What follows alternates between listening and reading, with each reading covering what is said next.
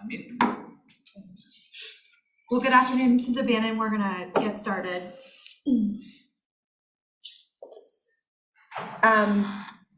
So Mr. Holland let me know yesterday he has a conflict today with his VCU schedule, so wouldn't be able to be here, but I went through by email with the agenda and kind of briefed him on things. We don't have a ton to cover today, but I did want to just be able to give you all an update about where things are with our office space. So Mike, I think I see you are on the phone. If you can, if you want to give any kind of an update about the latest and greatest on permitting, I saw we have some updates to share.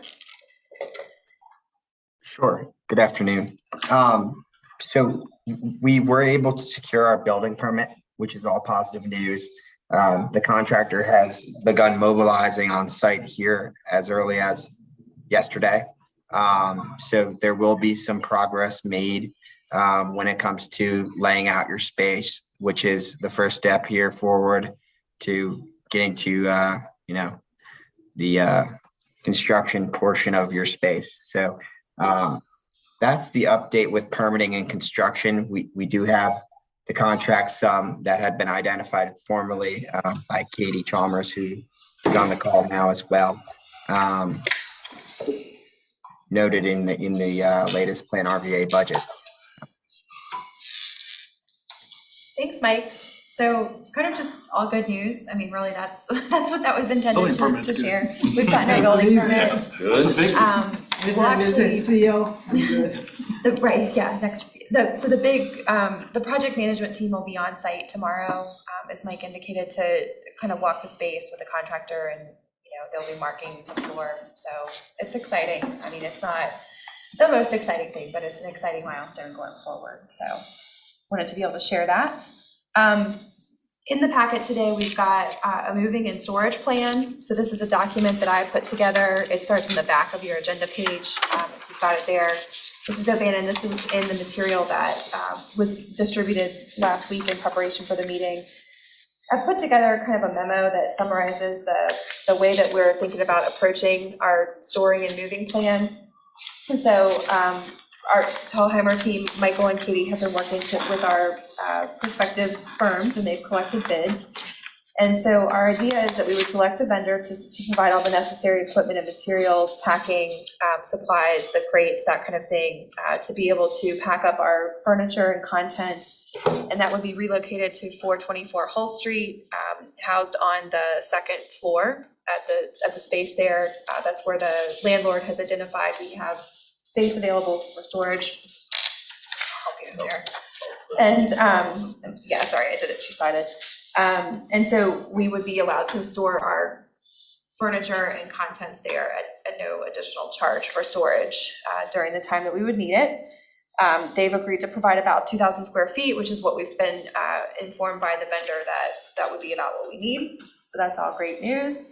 And I've been in contact with our insurance company. There's no concern or additional. They're ready to provide an additional certificate of insurance when and if we're asked for that, but are fine with that approach as far as making sure that we have coverage for our items. We also, as part of that quote process, got bids to include the decommission of the space here. We've had one walkthrough with our current here landlord representative to walk through. No real surprises there. We do just need to make sure that we pull out all of the cabling that has been installed over the last 15 years in this space. So that's the data cabling. So that'll be an interesting endeavor. But otherwise, no real surprises for what we need to do. There really hasn't been that much done to this space, so it's not really much that we need to undo. And we have had a lot of effort underway here, thanks to Lee Medford on our team, who's been able to work through the surplus items for disposal. So as is indicated here, we've posted that on our website, and we have been working with 3 of our localities, so Powhatan, New Kent, and Goochland have all put a claim to a number of our pieces. And so Lee's working on scheduling for that. And so we will be able to hopefully reduce the scope of what we have to pay for the vendor to help us with the decommission, but there still will be some items that are not salvageable for anybody else's use. They'll either be taken to waste or they'll be taken for donation. And then we have a number of like e-cycling items that we're gonna take advantage of this process to be able to purge and get rid of. So in the plan, I did want to just mention that we have a couple of exceptions to this where the vendor that we've identified for the relocation and moving would not be responsible for relocation of the copier. We have one of the large scale copiers, so COP Technology, our maintenance vendor, would be responsible for that. We can store it over at the new office space with everything else, but they just would be moving it separately. Similarly, Productive AV is our vendor for the audiovisual equipment. They would be handling the decommission of the AV equipment here, everything that we've installed over the last several months, and will be storing that equipment in their facility on site to keep that equipment preserved and safe and not damaged. And then similarly, Proxios, our IT vendor and managed services provider, will be handling the decommission of all the IT related equipment and the relocation, or really the placement of any of that new equipment that we're purchasing as part of the network refresh. So those were some of the exceptions to what this vendor that we've identified is working for. But are they the ones that are going to be getting rid of all the cabling? We still need to talk to the cabling provider and see, because the data cabling is a little bit of a blend of IT and of AV. So we've got to parse out who's going to take responsibility for which. So it's not the same vendor? Probably not, yeah. I mean, that we have now. My hope is that between Proxios and Productive, we'll be able to get most of it, but we're gonna ask, Katie, this is gonna be news to you, but we're gonna ask Epitome, that's our signed on vendor for cabling over in the new space, if they'd be willing to come over and take a look at anything that we need to pull out here. So we don't have to do a new vendor. So that's the moving plan. What was not included in your packet was this separate handout of the budget. Mrs. O'Bannon, I did email this to you.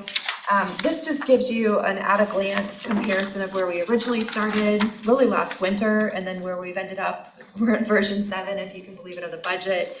But this does fall in line with everything that we've discussed in the most recent July 13th amendment to the PlanRVA contribution. So just wanted to see, give you a view of how each line item has evolved over the life of the process, so that you can see how things are shaping up. But the move is in the quoted fee there in version 7, $18,829, is inclusive of everything that we've included in the moving plan, and as you can see is under what we had as a placeholder for that budget line item, so that's good news.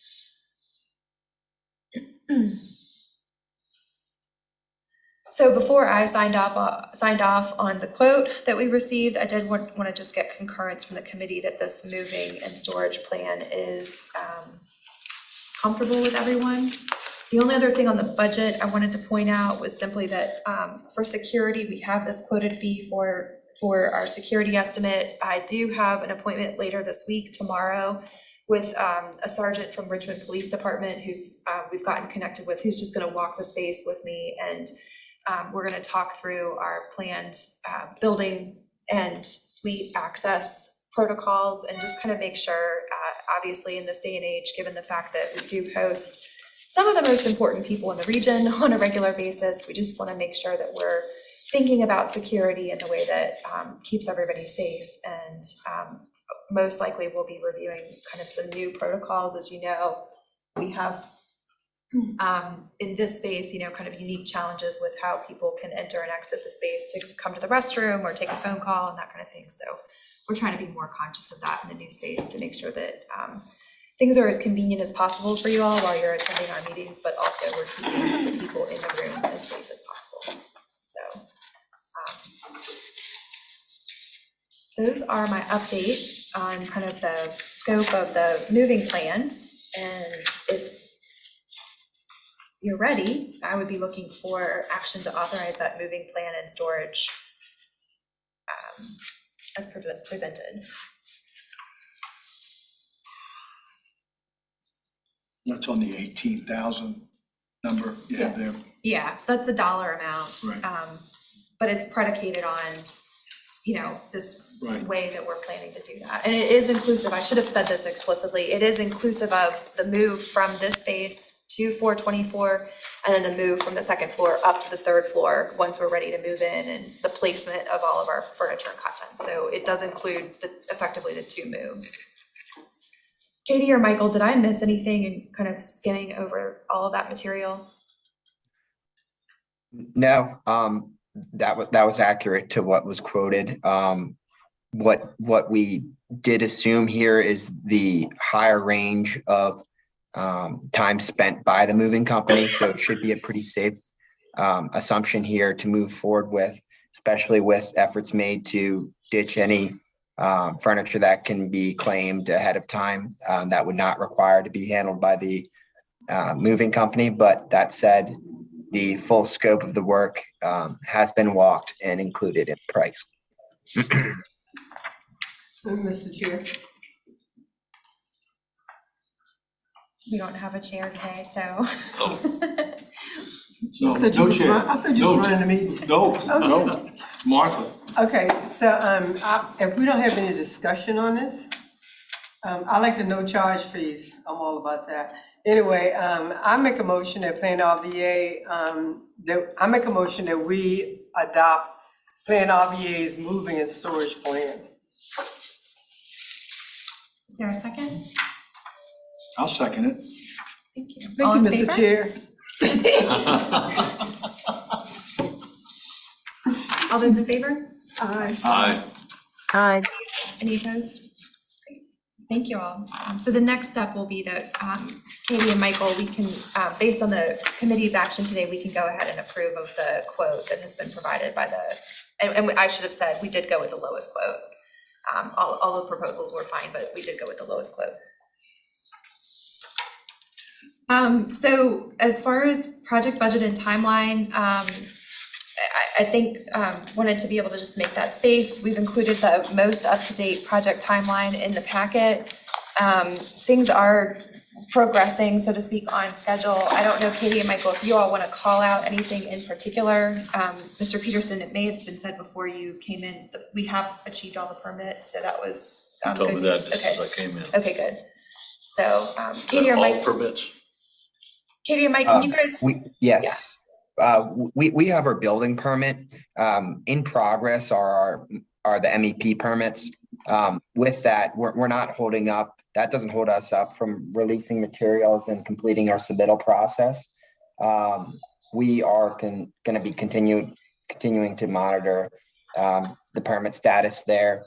And, prior to starting any mechanical, electrical, or plumbing work, we'll wait for those to be in hand. But the contractor is aware of the status and doesn't see an issue as we stand today with our schedule. Okay, so M&E permits have not been issued yet. Is that correct? Correct. Not all permits have been received. We've received our building permit, which it would allow for us to, start architectural work. Okay, I appreciate it. Just trying to be clear. And just to add, we did issue the MEP trade permit numbers to the city so that they're aware that we've issued them, and hopefully that helps us kind of get some movement on those reviews. Well, I say that because historically, MEP has been one of the toughest things to get through the city of Richmond. That's why Right. making sure that they're working with us as well. I think Katie sent the email with the permit numbers today and included the entire team that we're working with the city planning department so that they can stay on top of it on their end. Okay, thank you. Yeah. At this stage in the game, I don't think that we're expecting anything. We're too early, I should say, to be expecting any changes other than probably one. And at this point, Katie, do you want to speak to the battery packs? Yeah, that was kind of minor. It was something we flagged during our value engineering process where we were trying to find safe costs. So we may be receiving a small credit just because there's life safety, or there's something else we can tie into as opposed to providing battery packs. So that's pretty minor, but something we're going to monitor. That's the only thing that's come up in the last 2 weeks of the construction briefing calls. Like I said, we'll be on site tomorrow to do the walkthrough, and my hope is that we can host the committee meeting on site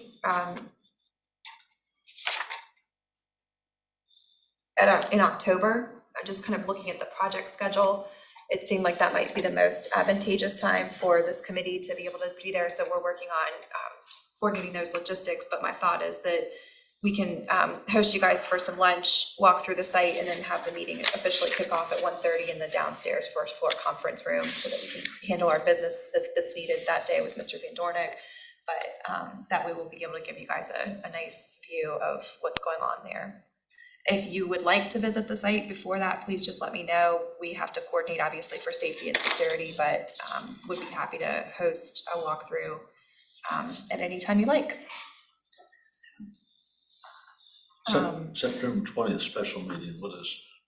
I have that as a hold right now, just in case we need to deal with anything as the building work progresses. Okay. I think I can, depending on what the pleasure of the committee is, I can consult with Mr. Holland, and if there's really nothing new or change to the schedule or the budget, we can cancel that meeting, but right now it's just a placeholder. Okay. The thought is that once we hit that October 25th date, we would be able to flip back to our regularly planned quarterly meeting schedule. I know that when this committee might typically meet in November, many of you will probably be attending the VACO conference. There's that It's gonna be here conflict. this year, though. Yeah, it just was kind of, so I'm hoping that by the time this committee would typically be meeting in November, quite frankly, we're in the midst of moving in. So again, I mean, this timeline is a little bit subject to what happens over the next couple of weeks with our project timeline.